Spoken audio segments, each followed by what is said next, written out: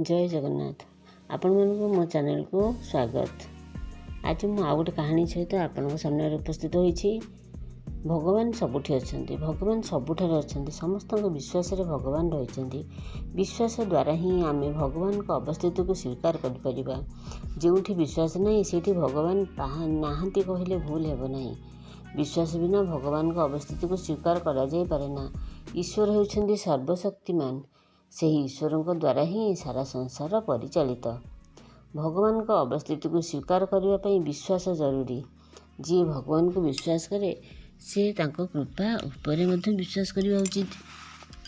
ଭଗବାନଙ୍କ କୃପା ଉପରେ ବିଶ୍ୱାସ ସମସ୍ତ ଅସୁବିଧାର ସମାଧାନ କରିଦିଏ। ଧାର୍ମିକ ଆଲୋଚନା ହିଁ ମଣିଷକୁ ପରମେଶ୍ୱରଙ୍କ ନିକଟବର୍ତ୍ତୀ କରାଏ। ପରମେଶ୍ୱର ହେଉଛନ୍ତି ଆଲୋକ ତଥା ଧାର୍ମିକ। ତାଙ୍କଠାରେ ଆଦୌ ଅନ୍ଧକାର ନାହିଁ। ପରମେଶ୍ୱର ଆଲୋକରେ ବାସ କରନ୍ତି। ତେଣୁ ଆମେ ମଧ୍ୟ ଆଲୋକରେ ବାସ କରିବା ଉଚିତ। ସବୁବେଳେ ଧାର୍ମିକ ଆଲୋଚନା ତଥା ଧର୍ମ କାର୍ଯ୍ୟରେ ମନ ବଳାଇବା ଉଚିତ। ହୃଦୟରେ ଅନ୍ଧକାର ତଥା ପାପକୁ କେବେ ବି ପ୍ରଶ୍ରୟ ଦେବା ଉଚିତ ନୁହେଁ। ତାହେଲେ ଯେ ଆମେ ଧର୍ମ କଥା ସତ୍ୟର ଅନୁସରଣ କରିପାରିବା।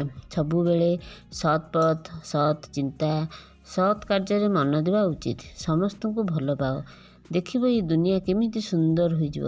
ବାପା ମା, ଭାଇ ଭଉଣୀ, ପୁଅ ଝିଅ ପ୍ରତି ଆମର ଭଲ ପାଇବା ରହିଛି।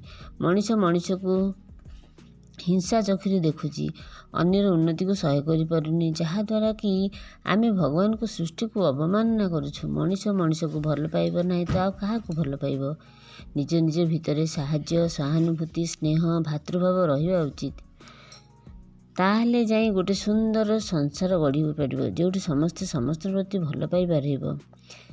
ନିଜ ନିଜ ଭିତରେ ସାହାଯ୍ୟ, ସହାନୁଭୂତି, ସ୍ନେହ, ଭାତୃଭାବ ରହିବା ଉଚିତ। ସତ୍ ପଥ, ସତ୍ ଚିନ୍ତା, ସତ୍ କାର୍ଯ୍ୟରେ ମନ ଦେଲେ, ମନରେ ପବିତ୍ର ଆସିଲେ, ଭଗବାନଙ୍କୁ ଡାକିଲେ ଭଗବାନ ସୁନିଶ୍ଚିତ ଦେଖାଦେବେ। ଆପଣମାନଙ୍କ ବିଶ୍ୱାସରେ ଭଗବାନ ଅଛନ୍ତି। ଧନ୍ୟବାଦ। ଜୟ ଜଗନ୍ନାଥ।